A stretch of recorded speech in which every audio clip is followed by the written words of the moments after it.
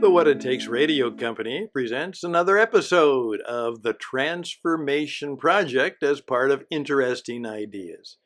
And today, do you think that Donald Trump can really change? Do you think you can change? And could you even be transformed? Let's talk about that. Greetings once again, ladies and gentlemen. This is Stan the Radio Man, and we're here on Friday flowing into the weekend. And that's when we do our Transformation Project podcast, where we attempt to discover the resources, the people, perhaps the ways that we can change. Remember, one of the toughest things in the world for most people to do is to change. And to change significantly for many people is almost impossible. To actually be either an agent of or have the ability to experience real, true transformation. And we think that's a noble goal. As I say, to be a transformed person and to be fully alive. As you're getting older, you're even more transformed and more fully alive. Well, the question is, can Donald Trump be transformed? Now, it was the shot that almost killed him that supposedly people say that that may have changed him. And maybe it will. Maybe those parts of his personality that are rough and rugged and bother a number of people, maybe there'll be a new dawn, a new dawn and a new dawn. Maybe he will become a softer and gentler. Still, remember, he's an entrepreneur, and that's not going to change. He's a warrior. That's what he is. That's how he's hardwired. Fight, fight, fight, as he will say. Everything that he sought to have in life, he kind of had to fight for. And so change is hard for all of us. And if Donald wants to change, he's going to, find it difficult. We will see if that can happen. And it will give us something to observe and see what that might be.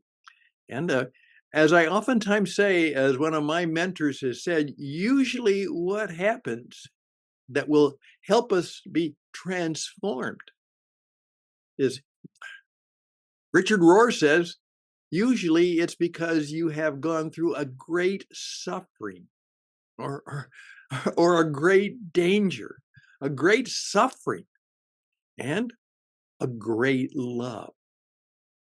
And obviously, as we now understand that the 12-step program that came out of the people who had given up on ever being sober.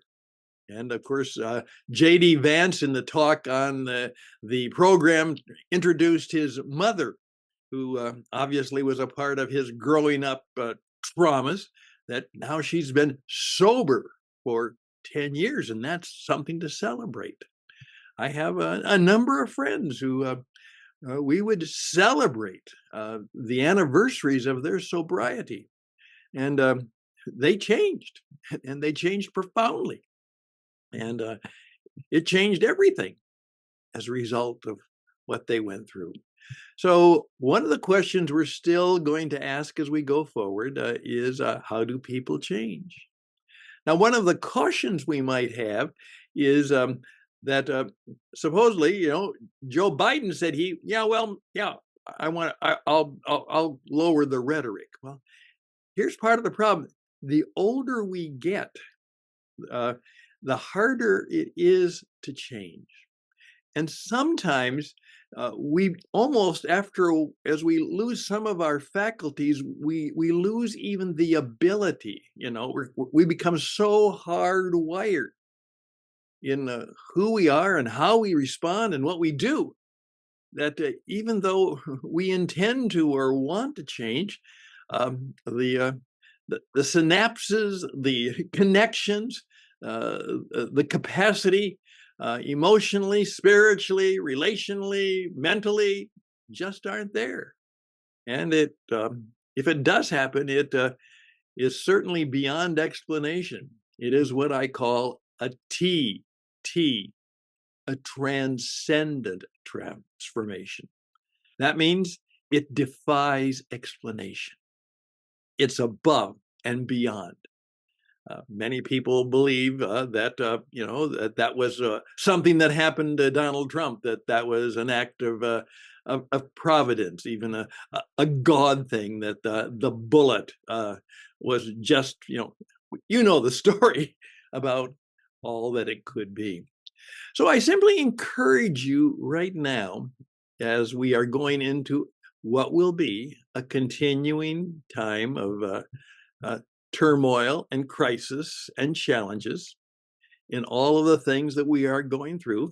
Hopefully, maybe it is time to say, let's stop talking about how bad things are and how bad other people are, and let's see if we can have a more transforming view of our future reality.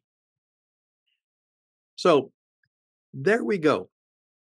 Hopefully that'll be something that you will give, as I am giving personal thought to, at this age and stage of my life, before I, lose the capacity to change. What can I do now that will hopefully wire me a little bit softer and gentler and kinder, and help me to be more and more the man that I really would like to be, uh, a Christian gentleman par excellence, one who is bold and brave, but also a bit broken, and certainly maybe less obnoxious and less anxious in some ways.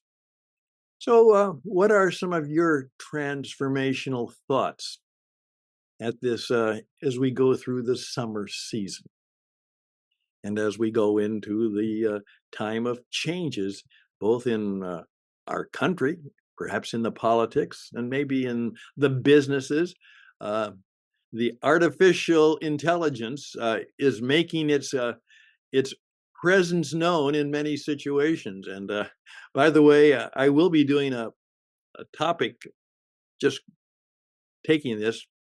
Uh, uh, AI will not lead to AT.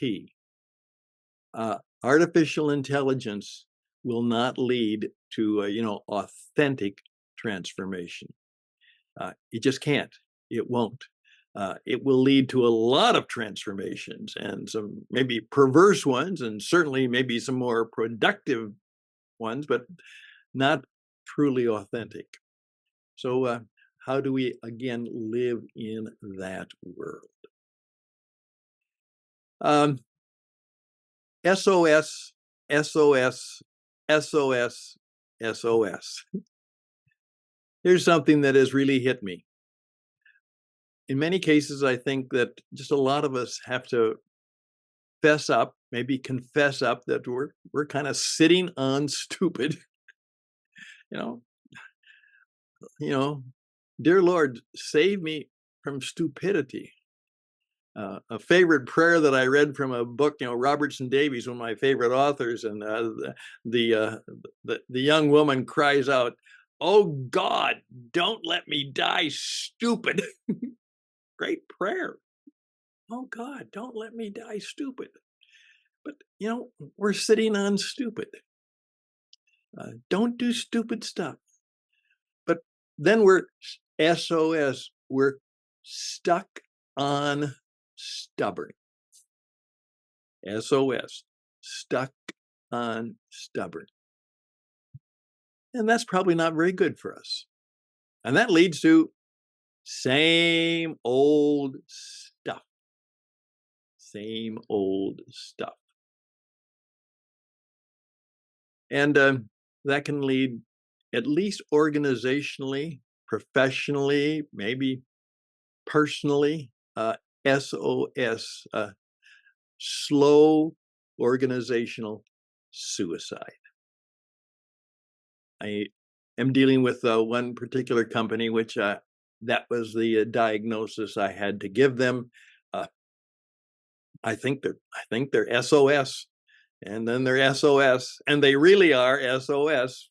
They're same old stuff, and I think they're going to suffer.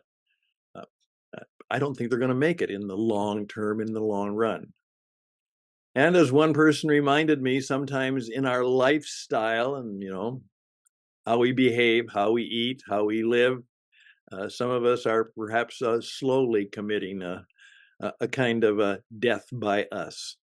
Death by us. So I simply encourage you to do a little audit, what I call the SOS audit. Am I sitting on stupid? Am I stuck on stubborn? Uh, am I really just doing the same old stuff? Um, and could it be that that's not very good for me? That there will truly be uh, an an authentic transformation in my life and in my business. That the people who know me will, say, I wonder what happened. I wonder what changed. Uh, what did he do? Or what happened to him? He's different. He's different. He's different. That's a little bit of my confession. And I hope that maybe that true confession might be helpful to you. As I have the opportunity to work with my friend Joe Pine, and he's putting together a book on the transformation. And check out his stuff at, here we go now. Make sure I have it right now. At this age and stage, I have to read it. Actually, I don't remember. Transformations Book. Transformations Book. Dot Substack. SUBSTACK.com. Transformationssubstack.com. And we'd like to collect your stories. I already have through this just some wonderful stories of people whose lives and their businesses have been transformed. And we want to start to share these. And hey, if you are one of those people who are going through that process, or you're coming out of that into something new, we'd like to hear from you. So if you'd reach out to me at stanhouston@gmail.com, stanhouston@gmail.com, I would love to visit with you and get your story, and maybe even have it, as we have before, on this program. Tell the world. That's the wonderful thing about this new invention called the digital. It has transformed communication. You can now have your own radio station, your own radio program. You can do what hardly anybody in human history was able to do, and that is to, in effect, as I say, connect with your audience and grow your audience and the people who follow you, uh, think well of you, vote for you, buy from you. You can, grow and reach your audience, and you can bring your message to life. No more dead tree marketing. You can bring your message to life. Personality, energy, empathy, reality, a real person, listening and talking to a real person, and then maybe leave a touch of immortality. That some of the things you say and some of the things you do, as they often say, if it's on the World Wide Web, it could be there for a long, long time. And in fact, what is true for me is that I am still learning a great deal from kind of a hero man of mine who died over 55 years ago. But you know what? Because of the legacy he left on the media, people's lives are being transformed, even though he's been gone a long time. That's maybe just a little touch of immortality.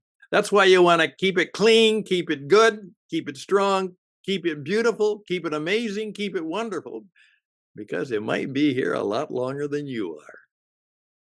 Best and blessings to you. I wish you all the best. Bye for now.